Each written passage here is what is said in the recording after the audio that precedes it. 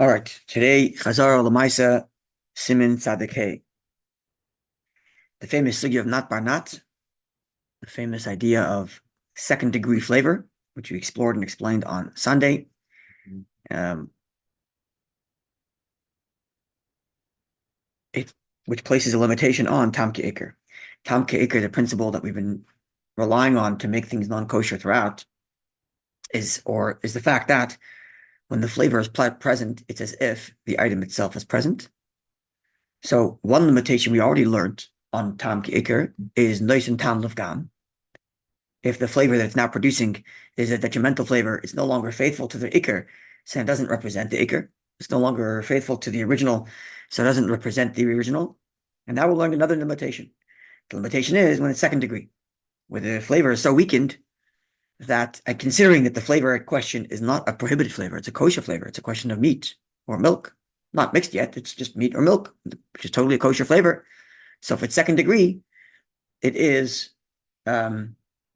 it's no longer tam ke'ikr, it's too weak. And therefore can be eaten with the other type, milk with meat, and vice versa. So that's what we're exploring in this siman, which is very practical because it essentially is the question of parve that's been cooked in meat or dairy pots. What's the status of this parve? Because that's the nois and tam of bar nois and tam. That's the second degree flavor. It's a parve food. It did not come in direct contact with meat or milk. It came in contact with a dish that absorbed from milk and meat. So it's 2 degree removed, second degree. And that's the question at the moment. And the second half of the siman is going to be related to that, is washing dishes together. And we're going to bring in the practical rulings regarding dishwashers of today and sinks. People live in apartments and there is only one sink, what to do, milk, meat, and so on. So that's going to be the subject of Tzaddik. So it's very, very practical stuff. This is extremely common questions. I baked my challah shlosh oven. Can I have it with this? What would I do? All the rest of that. So all that will be explored in this siman. So let's then read. Dogim, fish, essentially parva food. Dog, fish being the sample the Gemara uses, but it's any parva food, including, bread has its own halacha, but let's say vegetables, eggs, and the like. Shenis bashlu, that have been cooked. Oishnitzlu, or they were roasted, which means cooked without liquid, right? We learned this already. The designation of bishul and halacha is that there is liquid. There is gravy throughout. Good evening. And nitzlu, the definition is that it's cooked directly in contact with the heat, like a grill or like a pan without liquid. Even if it's fried, but it's not too much oil, it's still considered nitzlu. Tzliya. Okay. It's going to be relevant soon. So, b'kader shabasar, in a meat dish, rachutza yafa, and this meat dish was very cleaned, very well cleaned, because if, right, to the point, she'ein shom shuman davukba, to the point that there is no longer any residue, any shuman. How do you translate shuman? Shuman literally means fat. Sorry. Yeah. Literally, it's fat, but it doesn't mean pieces of fat. It means like residue, really. Like you can touch. It's greasy, even. Grease. Sorry. Oh, yeah. No, you said it. Grease. Oh, grease. Yeah, I think that's the right word. Grease. Yeah. So if it's not grease, it's to the point it's not even greasy from the original meat. Then this fish, which is cooked in this perfectly clean meat dish pot, mutal ochlam bakutach, you can have it with this milchik spread called kutach. This Talmudic era version of butter. Not exactly, but something like that. Sorry? Cream cheese? Not exactly. Kutach was more like a butter that had like kutach seemed like an all-encompassing flavor for good evening. Kutach seemed like an all-encompassing title for dairy-based spreads. So it included other vegetables and whatnot, but it included also its base was butter of some sort. Okay, so you can have the fish with butter. Mishum, because because it's two, or for shorthand, nat bar nat. Nuntes bar nuntes. Literally, absorbed flavor, son of absorbed flavor. Which means there's a 2 degree separation between the original source of meat and the current mixture with the milk, the kutach. Namely, the meat goes, the flavor, not the actual meat, the flavor of the meat goes into the pot. From the pot, that's one, in the pot and out of the pot, that's number one. And then into the fish, and then out of the fish into the kutach. So by the time it gets to the kutach, by the time the flavor of the meat makes it to the butter, it's gone through two different items, through the pot and now through the fish. And thus, this flavor is too weak and therefore, and deheteta. It's a flavor that in and of itself is kosher. It's meat flavor. Nothing wrong with meat flavor. It's not like it absorbed pig flavor. It absorbed meat flavor. And therefore, it's totally fine according to the Mechaber. You can have it with cheese. So, which means if you're following strict letter of the law of the Shulchan Aruch, part of a food cooked in fleshik dishes, if the fleshik pots were clean, you can have that part of a dish with any meat, any milk you'd like. If chutach is dairy, then doesn't that disprove like Sephardim saying you can't have dairy and fish? Good question. Based on That's a question of milk, or if it's cheese. We spoke about this once. Okay. It's different. Okay. It's an interesting point, observation. Okay. Now, if the original meat dish was not very well cleaned, so now you have some residue from the meat. Some yesh mamish sha'al pnei hakadera yoser. Sorry, im yesh b'mamish sha'al pnei hakadera yoser me'echad b'shishim b'dagim asel achlam b'kuyutach. Now, if whatever residue is left behind from the meat is less than a 60th. Sorry, it's more than a 60th of the fish, then you cannot have the fish with milk. Now, Fish is not fleshik. the fish is not fleshik, even if it's older than a day. The pot. Yes, because nois and tam lavgam, detrimental flavor is a limitation on tam ki'ikr. The flavor is as if the item is there itself, and because this flavor is not faithful to the original item, therefore it's as if the item isn't there. But in the case where there's actual residue of meat, it's not tam ki'ikr, it's just ikr. The meat itself is there. It's not the flavor of the meat, it's meat. So even if it's a day old, it's what we call be'en. The meat is identifiable. It's not the flavor of the meat. It's identifiable. You can see right here is the residue of meat. So then, if there's 60 to the ratio in your part of a dish to that meat, okay, so that's nullified. But if there isn't, then this dish is now a fleshik dish. That stew, the fish is a fleshik stew, a fish, and may not be eaten with cheese, even if that meat that pot hasn't been used in 3 days. If it wasn't clean, you have mamoshes, you have actual substance of meat. You need 60 to the ratio to nullify it, otherwise it's fleshik. Clear? Okay. Does that imply then that if you left any food in a pot, that the 24 hours that you're counting would be only after that was removed? So let's you had something in a pot, but it's not cooking. It was cooked before. No, we spoke about this last week when we learned nice and Tam of Gam, that you start counting the 24. Okay, the question was when do you start counting the 24 hours? When you remove the meat from the pot, or when you stop cooking in the pot? The answer is when you stop cooking in the pot, or from when it gets so cold it's no longer yatzila this boy. Yeah, as we spoke about last week. But again, the meat itself has to be removed. If the meat itself is there, you left it out for 3 days, it doesn't make a difference, unless it's nifsa makadeh achilas kelev, which is an extreme rotten state in which a dog wouldn't touch it. If you took out the meat 10 hours later, your count starts from in 14 hours, that pot no longer correct. Outside of mace lace from the time that it was cooked. Correct. So you stop cooking, meat's sitting in there. 10 hours in, you clean the pot. You count 24 hours from when you stop cooking, not from when you clean the pot. Yes, correct. That's what we learned last week in our discussion on Nessim Tam Gam. Okay, so let's just add a few more details here. So we're going to have the machlekes in a moment from the Ramah about the nature of Nessim Tam Gam. But right now we have the din of the Shulchan Aruch, which is that sorry, not Nessim Tam Gam, not Barnat.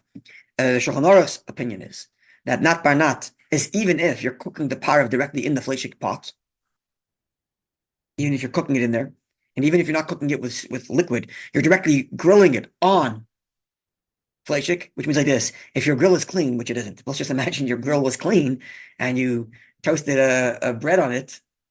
In the Shulchan Aruch's view, you can take that bread and have cheese with it. Right. if the grill was clean, which is almost impossible. Certainly, if you have a good iron cast one, you shouldn't clean it. But if it's a clean grill, yes, you can technically fry that. Or if you're toasting bread on a clean fleishik pan in the Shulchan Aruch, you can then put a piece of cheese on it and enjoy that bread. Okay, now the law of not by not applies even if you can actually taste the meat. That's how far it goes. Usually we say, yeah, even if you can identify the taste of meat. Yes, the marshal is stringent, but the majority of views, marshal is stringent. We have him consistently being stringent throughout, but the majority view is that not bar not is a universal halachic limitation on tam kikir. So even if you happen to taste the flavor of the meat, it's not bar not, it's gone, it's done.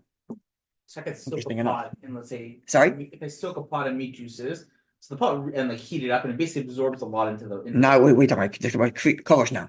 No, I'm talking about the pot itself Yeah, has lots of flavor of lots meat. of flavor, but you already waited 24 hours, you cleaned it up perfectly. Okay, if it's 24 hours later, you don't even need that bar not. I know. It's not less than tam gam. But I'm just saying, like you could It's not. This is not bar not even within 24 hours. Right? So you cleaned it out well. Yeah. And now you, according to the Shulchan Aruch, not the Machaber, not the Rambam, we'll see. But according to the Machaber, you toasted a slice of bread. You can even taste a little bit of that meat on that bread. Coming out of it. But there's no actual substance of meat, clearly, obviously. You can have cheese with it. It's pretty wild, yes. Yeah. So if that's in Ben Yemer, that's for sure outside. If it's beyond 24 hours, then for sure it's fine. Yep. Okay. Now, to Mayor's question from Sunday, he was asking about what about tatar gavar here. If the dish is cold, how comes it's not tatar gavar? Right? So I wasn't sure. And the answer is that actually not by not works both ways. Whether the dish is hot and the food on top is cold or the other way around. It'd still be not by not. Right? However, so it's like yeah. Okay.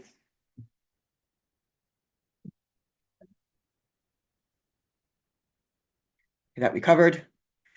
As a rule, if you take out a fresh pot from your cabinet and you don't know if it was clean or not, we assume it was clean. That's just a principle in halacha. We assume that when you put it away, you cleaned it properly, unless you're not want to do such. But unless it's out, it's being used now, then you don't assume it's clean. But if you just took it out of the cabinet, we assume it's clean. Cleaned it properly. We assume you cleaned it properly before you put it away. Cleaned it properly means, didn't it already take away the whole flavor is still in the pot, but there's no substance.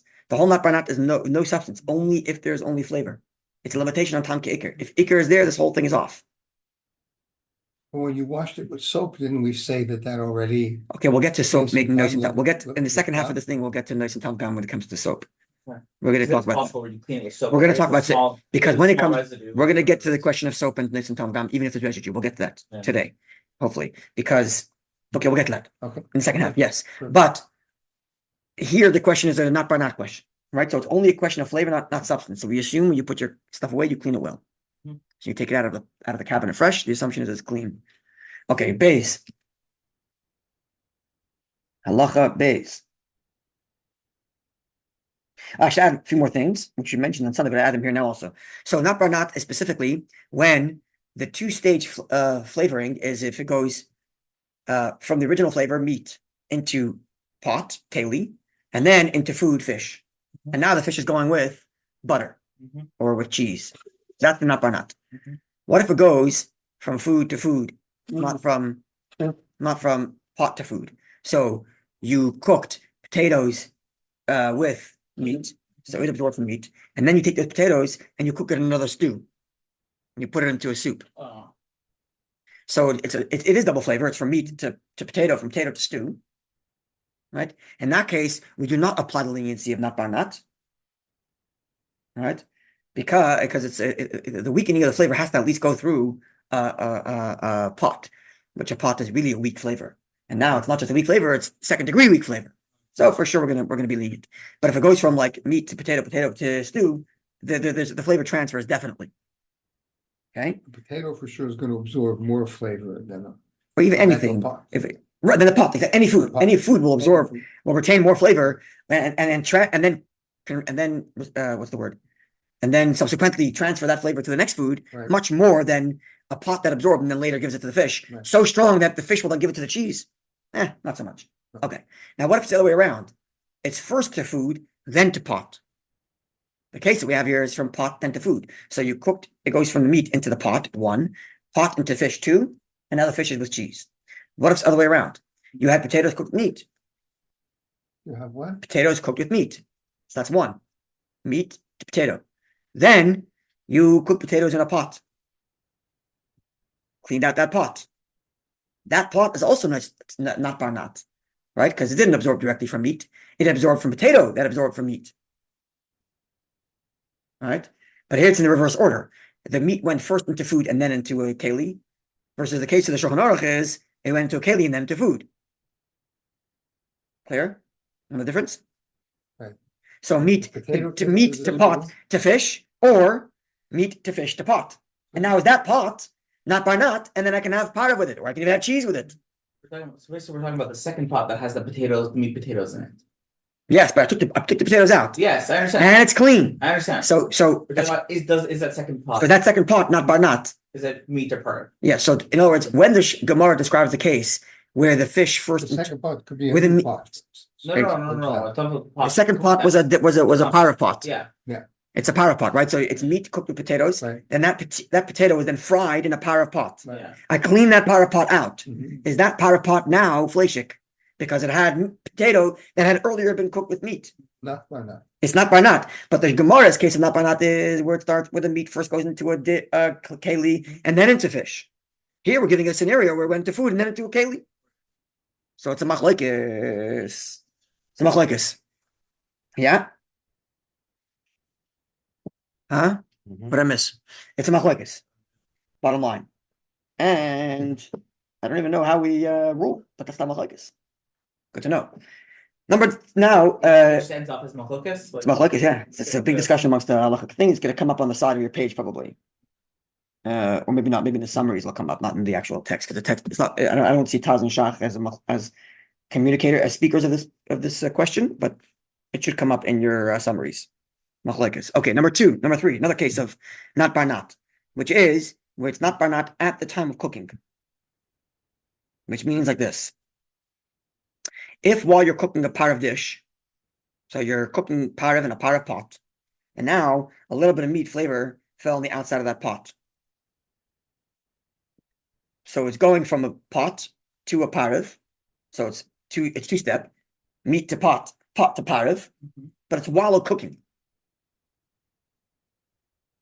It's while the parve is still cooking. So you're making a parve soup in a parve pot, and on the outside of the pot, a little bit of meat fell. We need 60 times probably, otherwise it could be. So it's not 60 times. If it was 60 times, yes, but if it's not 60 times. Yeah. So is it not barnat or not? Because you have meat to pot to flavor, but it's while it's cooking. Yeah. Yeah. So there is a machlekes here too, but it seems like the majority is on the more stringent side, considering what we learned back then, that when you're cooking in the outside of the pot, that's like it goes through the whole thing automatically. We spoke about that, right? And unless it's like a hefsim meruba, then you can be lenient because again, it's a machlekes. Okay. Mhm. Yeah, clear. Let's go forward. Yeah. That sounds like a contradiction though. right? Why? From what we learned before, In the at the splash on the pot. So the ones who are stringent go with that. The ones who are stringent say, take from the halacha we learned about the dairy pot that had meat fall on the outside, especially if it's parallel to where the stew is, the whole thing is mixed all at once. So if that's the case, you can't call this not barnat. It's one big mixture. It's direct absorption from the meat, even though it's going through a pot in the middle because it's cooking. Right. And the others say, I know, but they're two totally kosher flavors, especially since in the case over there, it's milk and meat. So the moment they come in contact, it's usser. In this case, at no point did it become usser. It just maybe became fleshik. Maybe the parve became fleshik, but at no point did it become usser. Mm. So is this fleshik flavor in the parve enough that now this parve can't be eaten with cheese? Not barnat. That's the counter argument, right? So there's the foil See the distinction. again. So the whole not barnat is only behet tater, right? We know this on Sunday. The not barnat is only because at no point did anything become forbidden. It's only when to do this, the next thing that becomes forbidden, right? All right. Beis. Halacha beis. Beis sashen is bashtam mayim. Eggs that was boiled in water, in a dairy pot. You can then take this egg and put it into the chicken. Apparently, that was a delicacy, stuffed chicken, and they'd use eggs to stuff the chicken. So you have egg made in a dairy pot. So you can put it into the chicken. It's not barnat. It's a dairy pot. There's no actual substance of dairy. So it's from dairy into pot, from pot into egg. And then this egg can be eaten with chicken. But chicken, why did you say chicken? It seems like it was a common thing then that they would stuff eggs with chicken. But not with beef. Even with beef, yeah. It's even beef. It's not limited to chicken. I think it's just because that was common. I don't think because it's egg, because it's Because It Yeah, says one meat. second. It says meat according to the shop. it's meat, yeah. It's not. milk It's also milk meat. with poultry is only. I know it's not, but Rabbanan. I think The it's just shop because brings meat, and it's meat. Also, I think it's just the reason why it mentions chicken is because that was a common thing. I don't think it means specifically chicken and not the meat. shop bet. Yeah. Bet says it clearly.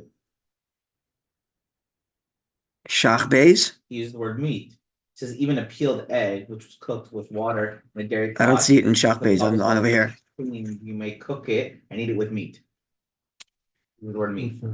Anyway, I don't see shach beis, but anyway, I'm pretty sure it's with meat as well. As far as I know, what did he say here? In our booklets, it says it on the side. Yeah.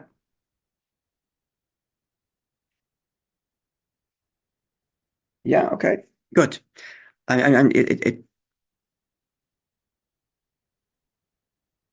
Yeah. Okay. Let's go forward. So v'aval bat im mizbash b'kdei basar. But if the egg was cooked in a meat pot and there was meat in the pot at the time when you cook the egg, even though the egg is still in its shell, it's not barnat. In other words, you could have thought that it's meat to eggshell, eggshell to egg. Says no. Also, you cannot have that egg with your kutach because these eggs have tiny little holes, Yeah, and it's not considered not barnat. It's just direct the nut. Taz brings if you put coloring inside the pot. Sorry? The Taz brings if you put coloring inside the pot, and then you crack open the egg will have It's a colored color. by- Yes, correct. The egg is completely That's That- what no, was that's- mentioned. that was You true. can color the eggs because if you drop coloring into the water, the egg will Yeah. become that color because there's tons of little holes in the eggs. Exactly. All right, so it's not apanat. Interesting. It's scientific term. Yeah. Okay, now comes the Ramah, which disagrees with the Machaber. Be more stringent, but he's going to put qualifications to the stringent. He's going to give a stringency, and then he's going to put qualifications. Now, these qualifications also apply to the Shulchan Aruch, right? The Shulchan Aruch, well, the Shulchan Aruch is lenient to begin with anyway. Okay, let's see the stringency. Let's read the stringency there, man. I marked them down that we're going to end up having, because I'm reading to the Shulchan Aruch, it's constant, the Ramah. We're going to have at least 8 different laws now from the Ramah. Okay, so I'm going to break them down in order. Number 1, Yesh Machmirim. There are those that are stringent when it comes to not barnat. That's Leo Bishel. When you're cooking and you are roasting, that means to say. So the Machaber said you're cooking fish directly in a meat pot that's free of all meat. That fish can then later be eaten with cheese. Says the Ramah, there are those that are stringent and say, I'm sorry, but if you're cooking the fish in a meat pot, even if there's no meat currently, we're not going to be lenient. And you cannot have that fish with cheese. And if a lesser nice and tam, to prohibit 2-degree flavor, meat into pot, now all the meat's gone, it's just meat flavor. Now pot into the fish, but because you cook that fish in the meat pot, it's not a weak enough flavor to say that will allow you to have that fish with cheese. Ramah, no, you cannot have fish. You can't have that fish with cheese. That's what we follow. Halacha number 1, haminig lesa lechatchila. The halacha is that in the first instance, we prohibit it, which means if you went ahead and cooked a part of a dish, part of a food, in a milchik pot, you may not have that part of with fleshik. You may not have that part of a food with meat. That's halacha number 1. Ben Yoimai and not Ben We'll get to that in a second. Yeah. Halacha number 1. Halacha number 2. Ubediavad, Post factum, mutar b'chol inyan, it's always going to be permitted. Mhm. Post factum. What does post factum mean? You did it Your already. parve already mixed with the other type. So your parve food that was cooked in the meat pot now got mixed with cheese. You don't need to throw it out. Enjoy it because it's because it's b'diavad and relying on the Shulchan Aruch. That's halacha number 2. Halacha number 3, the dafka specifically lechal im chalav v'basar atzmai. If you're going to be eating this parve with either meat and milk directly, depending on respectively. So it's part of it cooked in a meat dish, in a meat pot, and we're telling you in the first instance, don't eat that part with milchik, or reverse. You made a milchik soup in a dairy pot, don't have that soup with fleshik. Parve soup in a dairy pot, don't have that soup with fleshik. That's what we're telling you. Avobat, right? Litme b'kli shelahem, but to take that part of a dish, that part of a food, and put it into a dairy dish, mutar lechatchila, you can do so to begin with. And indeed, this is our custom. Yeah. So let's understand the practicality of this. That means which means to begin with, in the first instance, you are making a part of a soup in a dairy pot, knowing that you're going to have that part of a soup and not with meat, because it's made in a dairy pot, and the Ramah says you cannot have it with meat, but you know you're going to have it in a meat soup bowl. No problem. So Friday night, you plan on serving a part of a soup. You're not making chicken soup that week. You're making a zucchini soup, yeah? And the only pot you have left in the house is a dairy pot. Can you use the dairy pot to make that zucchini soup that you're going to later be serving in your fleshik china? Yes. Answer is yes. Even if the dairy pot was just used. Say again? Even if the dairy pot was just Even if the dairy pot was As long used, as it's clean. as long as it was clean, as long as no more substance of dairy in that pot, you can, to begin with, chatchila, make a part of a dish in a dairy pot, knowing you're going to be using it with a fleshik dish afterwards. But I wouldn't recommend it.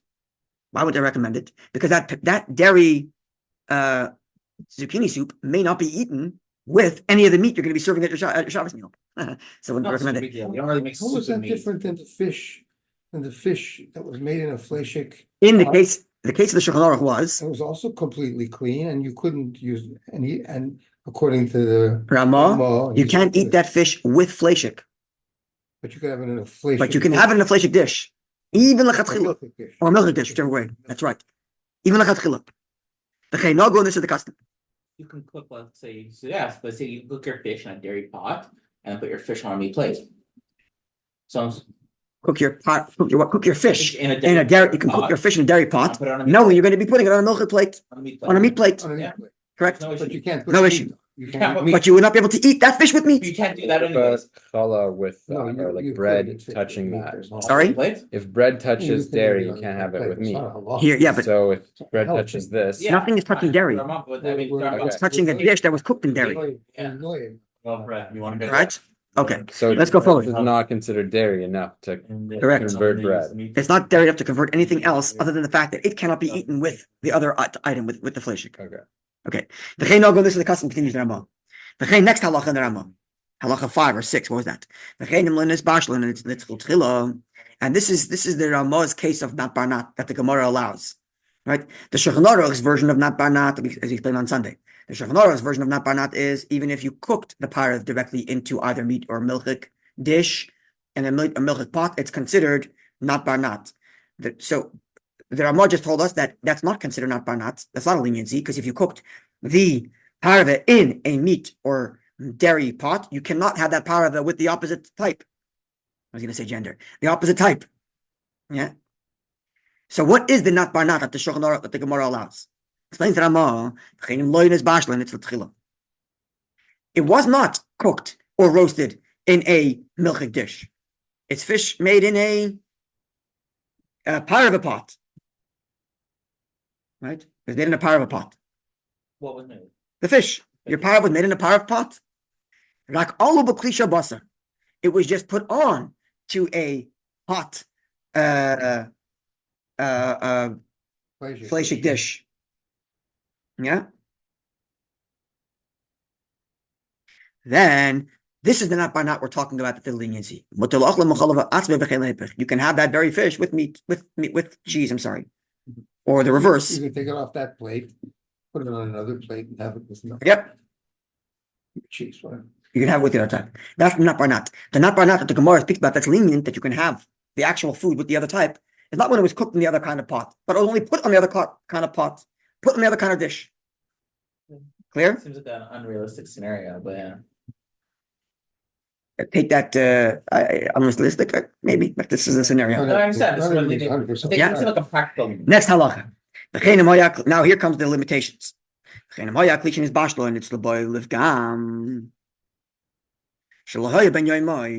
If you did the Ramah stringency, which means you cooked the Parve soup in a dairy pot, but this dairy pot hasn't been used in 24 hours, which means the dairy flavor in there is, as we learned inside the Gimel, Livgam, to the detriment. So what do you say? Can you have that soup directly with meat? So let's apply our principle. Two stringencies equal leniency. Right. Because there's two stringencies here. Number one, you're going to say not by not is not kosher. Number two, you're going to say that nice and telegram is also not kosher. Nah, I'm not doing that. So A, it's the meat, the dairy flavor is so weak because it's not by not. At least according to Chazzrah, for sure it's not by not. Yeah. And B, even that flavor which is not by not is itself lefgam. So you can go ahead and have that part of a soup that was made in your meat in your dairy pot that hasn't been used in 24 hours. You can have it lechatchil, you can have it with meat. We'll get to lechatchil in a second. Sorry. Hold that way. Yes, I'm speaking here. Yeah. Ramah. So heter lechatchila. No, again, heter lechatchila lochem l'masheni. We are accustomed to begin with, be lenient, allowed to eat with the other type. So this is very important. Whenever you have this question, oh yeah, I made part of it with the fleishik pot. Can I have it with my milk? The first question you should ask is, when was the last time this pot was used? Because if it was used more than 24 hours ago for the other type, enjoy it with the other type. So I did next. Right? Yeah. Okay, there's more limitations, yeah. So the first limitation we already learned is that it has to be perfectly clean. That's the most important thing. Right. Yeah. There's any residue of, okay, but assuming you took it out of we live in 21st century homes where things are clean, so we assume that you took it out of your cabinet that's clean. Good. That's the first question to ask. Was it used in the last 24 hours? Next question to ask is, what kind of ingredients do you have? We'll get to onions in it when we get to it in a minute. All of this is all of this is only if the part of a soup you're making here is not sharp. The exact definition of sharp is going to be discussed in Tzaddik Vav, which we will get to in, I think, 3 or 4 weeks after we finish Tzaddik Dalet. Definition of sharp. But essentially, sharp means that the sharpness is taste is everywhere. Wherever you eat it, this feels sharp and spicy. From lemon, from vinegar, mashka, too, would have that effect, and other such things that we'll learn in Tzaddik Vav. Okay, so if the food is sharp, then The new food, the new food part of a food that you just are cooking. they're cooking now. What was used Fish that before. was in the. We'll get to that. But never learned more. But we're gonna get to that in a second. So if that's all of this is true, if the part of it was not sharp, but if the part of it was sharp, going so for example, you cooked sharp part of it in a meat pot.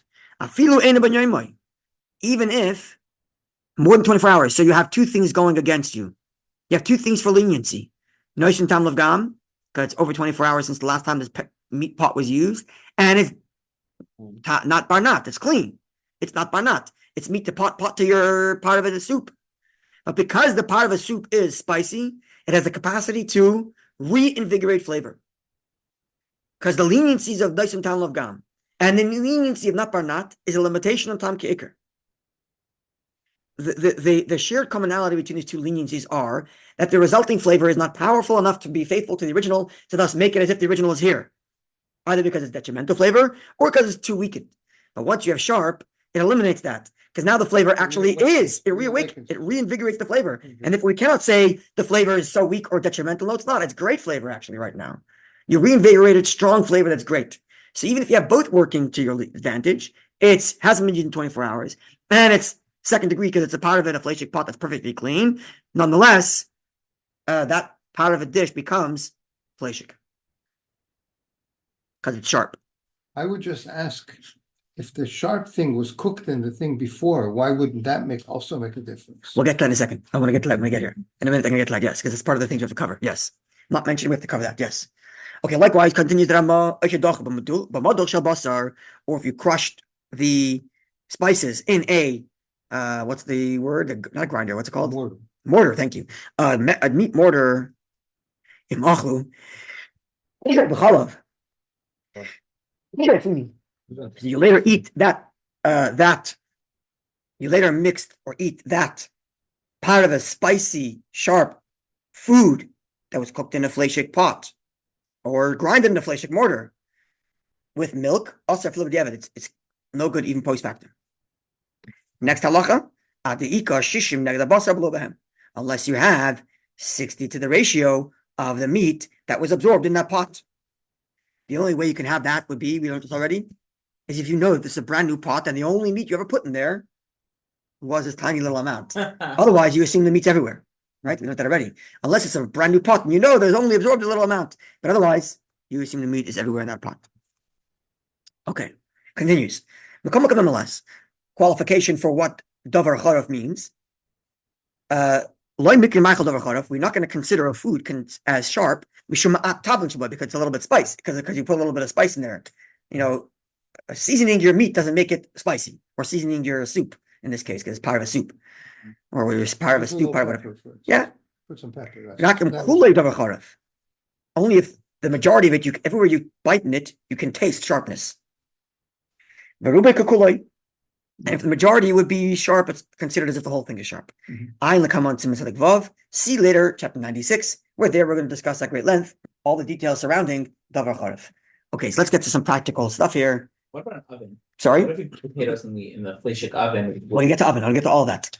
With like onions? Let's get to all that right now. Let's get to all that. All right. It's coming up. Right now, this is the practical stuff we've been waiting for, yeah? Okay.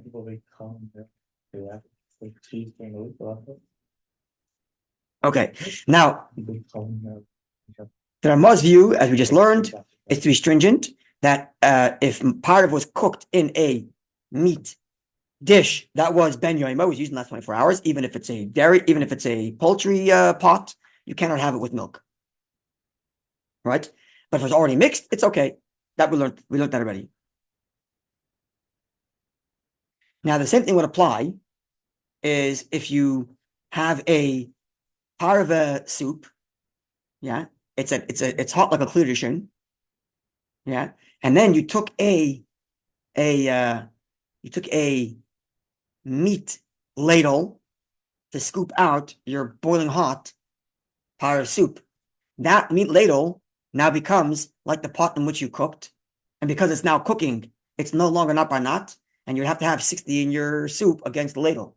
No matter when the Otherwise, you'll not be able to. What if the ladle was Within the last, only was used within the last 24 hours, and the meat ladle was used within the last 24 hours, and you put it into a boiling hot pot of the soup. You have to have 60 to the ratio of that ladle if you wanted to have that part of a soup with cheese. Okay. Now, okay, there are marshals even more stringent. But if it does not be ben yoima, Sorry? the ladle would not be ben yoima, it would be different. No, sorry. If the ladle would not be ben yoima. Yeah, if the ladle wasn't ben yoima, then it's not tam v'gam. The marshal is more stringent, and he says that if the dairy wasn't bishul if the parva wasn't bishul in the pot, either meat or dairy, but nitzla, it was roasted, which means it was direct contact. The marshal says no, not barnat, and even b'diavad, it's aser. What the soup is, what? Not the soup. So it's not a soup, it's not a stew, it's not bishul, but you fried fish. So there's no liquid now. You fried part of the fish, obviously, on a dairy pan. Now the Ramah would say if post factum you had that fish got mixed with cheese, it's fine, right? He said b'diavad. No, you said a dairy pan, a meat pan. A meat pan, yeah. So if you had that fish with meat, b'diavad would be fine according to the Ramah, right? the Marshal is saying that because there was no liquid in your stew, the flavor is too direct. You can't even b'diavad, you wouldn't be able to have that fish with the other type. Okay. That's the difference between liquid and dry. Yes. Now there are many halakhic authorities that are stringent, like the Marshal, but most are lenient, like the Ramah. The Ramah himself is lenient, so we're going to go with the Ramah, which means that no matter how Parve absorbed from a meat or dairy pot, conversely, whether it was through liquid or not through liquid, if the diavad it was mixed with the other type, it's fine. Clear? Okay. But we're always noyeg that we use the dishes and we do not mix. Lechatchila for sure. This is all b'diavad, Okay. right? You cannot make not banat lechatchila, as we're going to learn. And we learned this. I think I mentioned that already. You cannot make. I should have if I didn't. Even according to the Ramachaber, you cannot make not banat lechatchila, which means you cannot make a part of a dish in a meat pot knowing you're going to have it with dairy. It's all the Right? Chocolate pot. Everything's. Sorry, you can't lechatchila do that. You can't lechatchila make napanat, even according to the Machaber. Yeah, Well, but according to the Machaber, once it's cooked in a part of a thing and you have it with the dairy, it's fine, right? Right. And you can have it with dairy to begin with, right? So maybe if you knew you were grilling that bread for the sake of having cheese later, you couldn't do it because you knew. But if you weren't sure, you just happened to grill it and you later had cheese, it's fine. Right. that's the diavad. What Right? happens if that? No, not the diavad and cheese got mixed in. The diavad you already What- grilled it on a meat side. You can then have the lechatchila with cheese. What if your only pot left? You just can't grill it lechatchila knowing you're going to put cheese on it. What if your only Right. pot left was a meat pot? Sorry, there are even those that say that if you violate it and bemaze it, grill it for the sake, we're kindness, we punish you and don't let you put cheese on it. Others are like, whatever, you did it already, put cheese on it.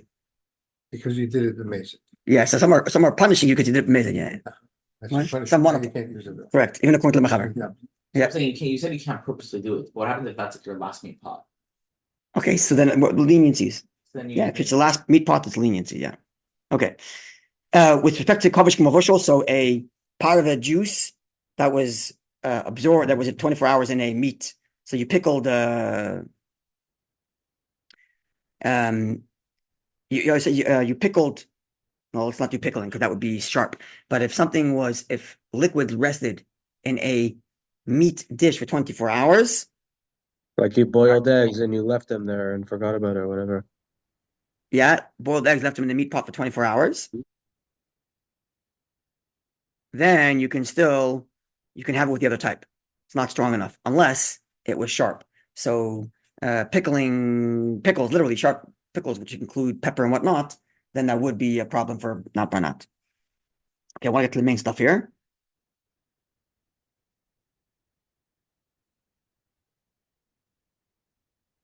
Okay, now even according to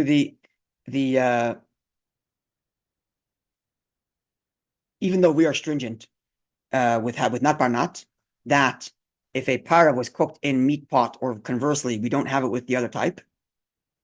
But not barnat, 3 times removed, we're going to be lenient, which means you made a part of a soup in a meat pot, and then you reheated it again in a part of a pot. We're not going to say now that this part of a pot That's meat. is too far already. Okay. Or if you mixed it with that part of a soup was then mixed with something else part of. We're not going to say that other part of a food is now fleshik because the part of a food itself is fleshik because it was absorbed from a meat dish. That's not happening. Okay. That's already lichatchila. Sorry? That's already lichatchila. Yeah, it's even I lechatchila, mean, yes. you couldn't do the not by not to begin with, so no, it can't be lichatchila. That's right. Oh, There's- no, no, not by not was. it could have been lechatchila, just not, no, And now you got not that banat can be made video? lechatchila, just not that you're eating with the other type. So you made not banat lechatchila. You can lechatchila go ahead and make part of an fleshik dish. Not with the intention of eating it with milk, but you can make it with fleshik dish. And then you reheated that part of it in another dish, or you cooked it with something else. You're allowed to make not banat lechatchila, just not Right. to rely on not banat to go with the other type. Lechatchila. Right. Right? Because there's no isser here until it mixes. Yeah. Mhm. So, if you have a parve urn, right, and you want to put a baby bottle that's milk to heat it up, you're creating a nut banat. Milk into the baby bottle into the parve mixture. Right. So if you plan on keeping that as part of, you can't let Chatzrila do it. But post factum, leniency, because it's mamish too far removed. Okay, Okay, but you're always using it. So yeah. I was using it for baby bottles. Oh, so baby not a bottle problem. actually isn't dairy. No, So as I mentioned, it's dairy. I mean, you're using it anyway for that. No, That's baby its bottle. purpose. yeah, the Rama mentioned, sorry, Yes, the baby bottle is probably not dairy. it is that dairy, sure it is. Really? The baby bottle's dairy, it has dairy, Like, the milk is probably fake milk, like not Oh. milk. Formula is dairy. In fact, in my home, we buy Dafka dairy. Huh. Yeah, because the baby spits it out if it's in dairy. Um, You'll learn this one day. But yeah, definitely dairy. also breast milk is not really considered. No, I'm not talking about breast milk, the formula, baby formula, where it's literally dairy. Yeah, and you spend all the money to get the Chalav Yisrael. What are you talking about? Right? Okay. It's not dairy. Okay, we looked about that already. That's already Marazayan. Yeah, the breast milk is Marazayan. Sure. All right. I want to finish. I want to get to the practical stuff of not by not getting into the ovens and all that stuff because this is important. There's stuff to get through. Okay, so I mentioned already. The Rambam mentions this leniency. That's the stringency of the Rambam, which says that part of a food cooked in a meat or dairy pot, conversely, may not be eaten with the other type. Rambam says you may lechatchila put it onto a dish, a plate of the other type. Right? Rambam said that. That's even if everything is hot. Yeah. Not only that, you can then take that part of a thing and reheat it in the other kind of pot. So you have part of a pot, part of a dish, part of a soup, cooked in a fleshik pot. Tomorrow you want to reheat it, you can reheat it in your milchik pot. Because it's not banat, not going into food. It's not banat going into dish, which Rambam said is fine. Yeah.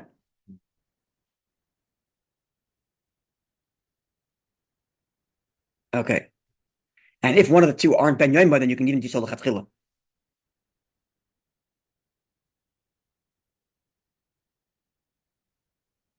Okay, so we did that already.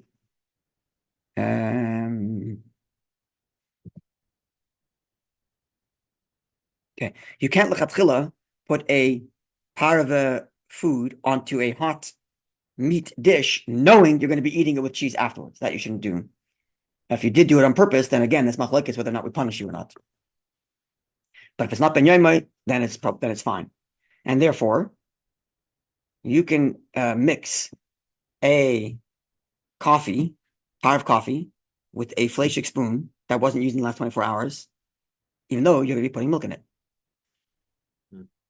Because it wasn't used in the last 24 hours, but lechatchila to use if it is ben yoimai, if it was used in the last 24 hours, lechatchila to mix it, no, you can put milk. Don't do it.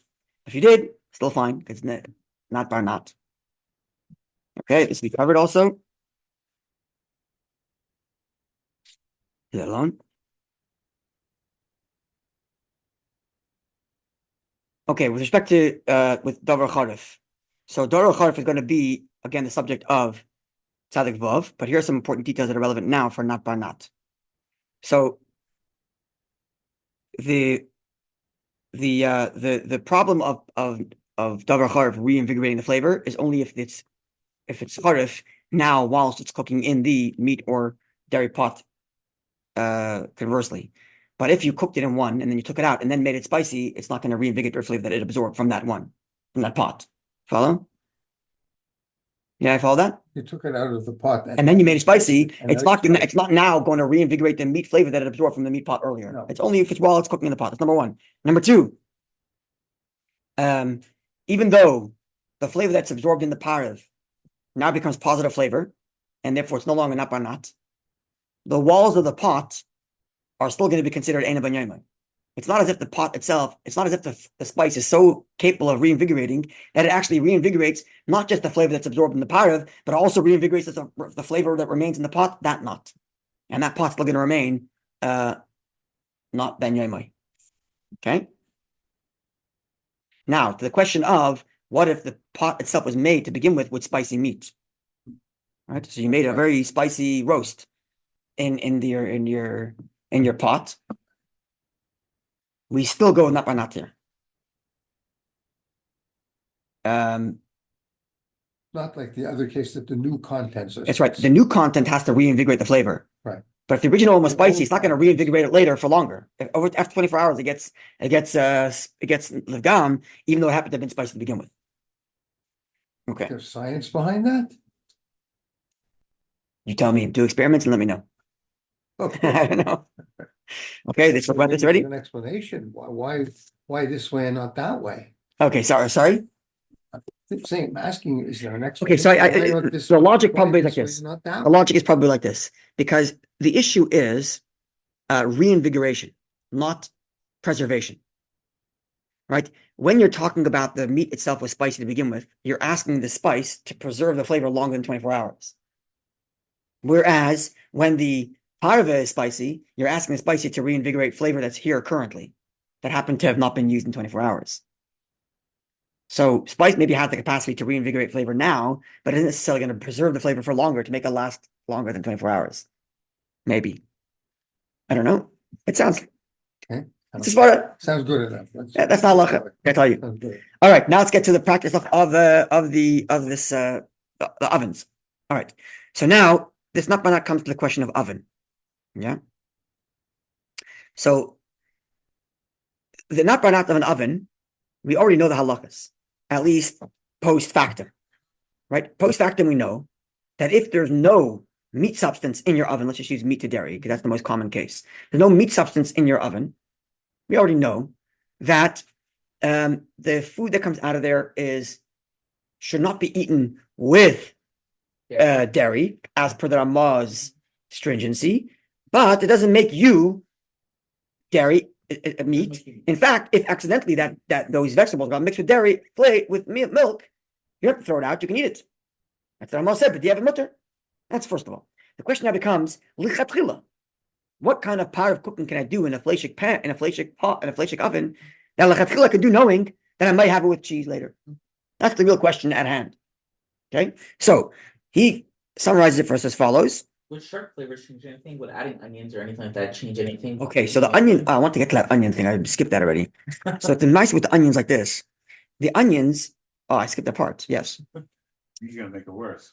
No, So okay, let's go back to not banat of onions. Yeah, the sharpness has to be present at some point, which means if you fry those onions in a lot of oil, right? Bring this in Tzaddik Vav more. That at no point did the onion have a capacity for sharpness to do anything. Okay, so Because it had lots of oil, and by the time it starts cooking out, it's no longer sharp anymore. It's sweet. If you fried it directly with like no oil, then maybe there was a time period before it got lost its sharpness that it was still sharp, right? It has to be sharp and hot at the same time and not overwhelmed by any other flavor, right? Which means if you're making a French onion soup, I'm not going to call that sharp. Unless you do the fancy way and you saute your onions before you start adding all the rest of the broth. but even then you would add oil. In that case, you have a lot of, right? You would add oil. Correct. So it's not always so cut and dry because you had onions in your pot. Not necessarily. Depends how, for example, a vegetable soup, for example, that had onions in it also. It's davar charif now. The whole soup doesn't taste not at all. It's overwhelmed by other flavors. Yes. Right? Even like if you're frying eggs with onion, I would only say maybe davar charif if but even then, so let's say you fry the onions first. So now it's davar charif, right? You're gonna cover the pan. Let's say a layer. One second. So there's not enough oil to overwhelm the flavor. So for a little bit at the beginning, the onion is being fried on the pan. So davar charif, right? But then shortly afterwards, you add eggs. Are those eggs considered davar charif that reinvigorates the flavor that's being absorbed into it? No. Not at all, right? So it's not necessarily always a case that onions make these. But again, more of that will come to the above. And I wanted to address that because you asked that question on Sunday. So what if you're cooking? Okay, so let's get to the oven situation. What if you're cooking your potato or whatever with onions and no oil? Would it change anything in the oven? Would it bring out sharpness in the oven? Would the heat in the oven bring out some sharpness? Would it bring?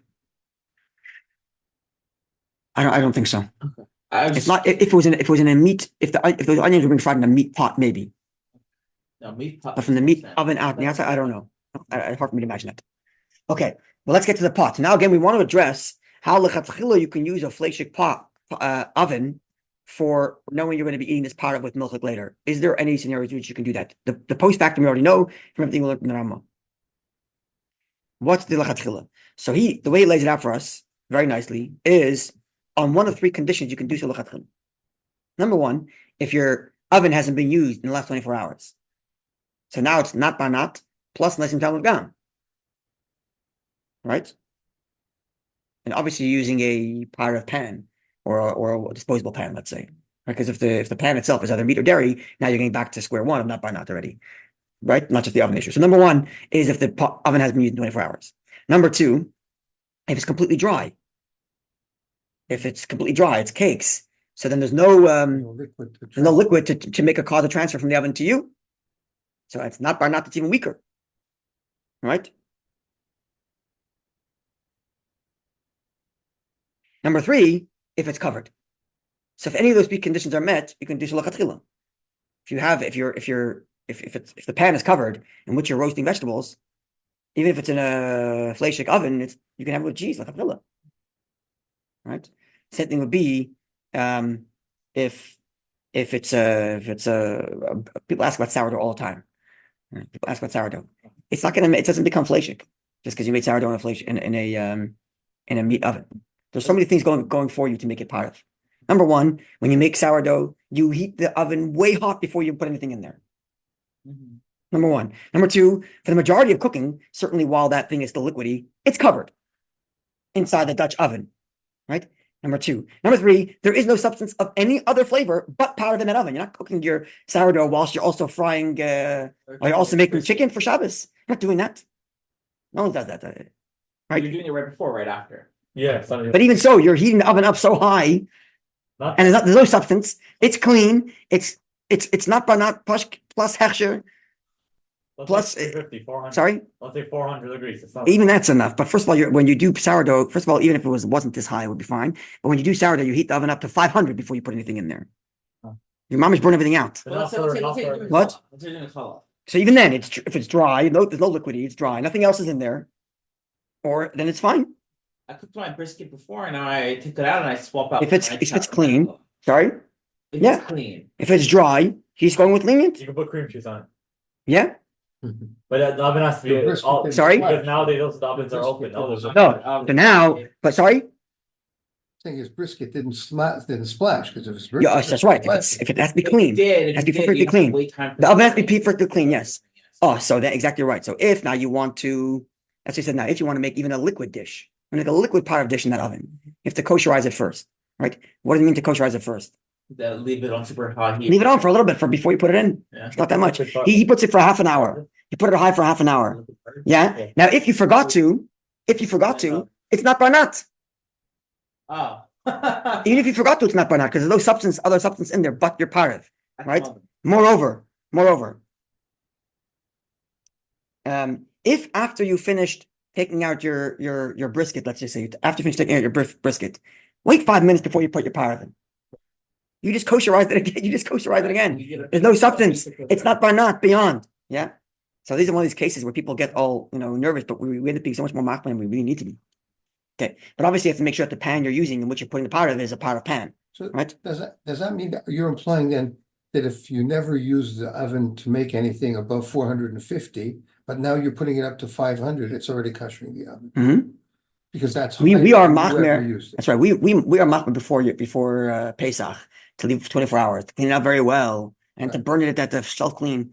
But first of all, in this case, you don't even necessarily need a My liquid gomer. wife burns the milchik oven for 3 hours.